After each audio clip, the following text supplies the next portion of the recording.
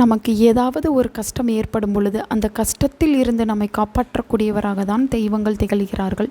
அப்படிப்பட்ட தெய்வங்களை குறிப்பிட்ட நேரத்தில் வழிபாடு செய்யும்போது அதற்குரிய பலன்கள் என்பது மாறுபடும்.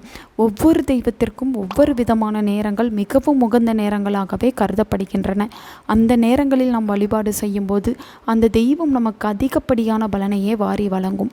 அந்த வகையில் நாம் எடுக்கக்கூடிய முயற்சிகள் கடைசி நேரத்தில் தோல்வி அடைந்து விட்டது, எவ்வளவு முயற்சி செய்தும் வெற்றியடையவில்லை என்று வருத்தப்படுபவர்கள், அவர்களுடைய முயற்சியில் வெற்றிகள் ஏற்பட வேண்டும் என்பதற்காக விநாயக பெருமானை ஒரு குறிப்பிட்ட நேரத்தில் வழிபாடு செய்ய வேண்டும்.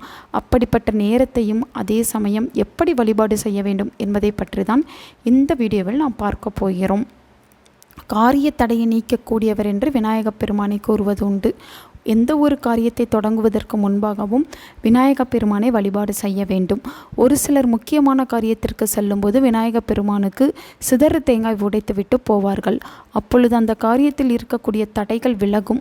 எவ்வளவு முயற்சி செய்தும் கடைசி நேரத்தில் அந்த முயற்சி தோல்வியை சந்திக்கும் பொழுது நமக்கு மிகப்பெரிய வருத்தமே ஏற்படும்.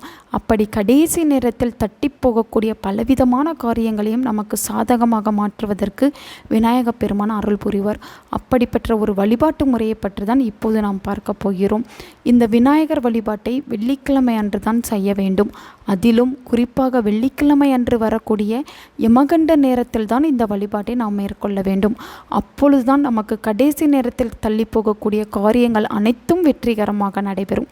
வெள்ளிக்கிழமை யமகண்ட நேரம் என்பது பகல் 3 மணியிலிருந்து 4:30 மணிக்குள் வரும். இந்த நேரத்தில் அருகில் இருக்கக்கூடிய விநாயகர் ஆலயத்திற்கு செல்ல வேண்டும். விநாயக பெருமானுக்கு முன்பாக ஒரு பெரிய கட்டி கற்பூரத்தை ஏற்றி வைத்து கொள்ள வேண்டும். கையில் ஒரு தேங்காயை வைத்துக்கொண்டு விநாயக பெருமானை 8 முறை வலம் வர வேண்டும்.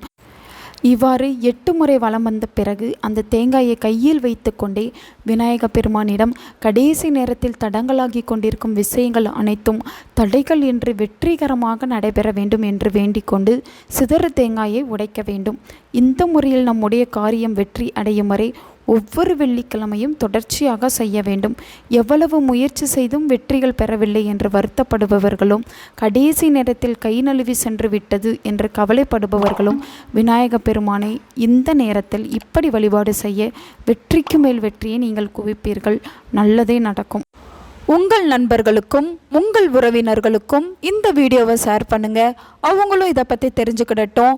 ஆன்மீகம் டிவி தமிழ் சேனலை சப்ஸ்கிரைப் பண்ணுங்க.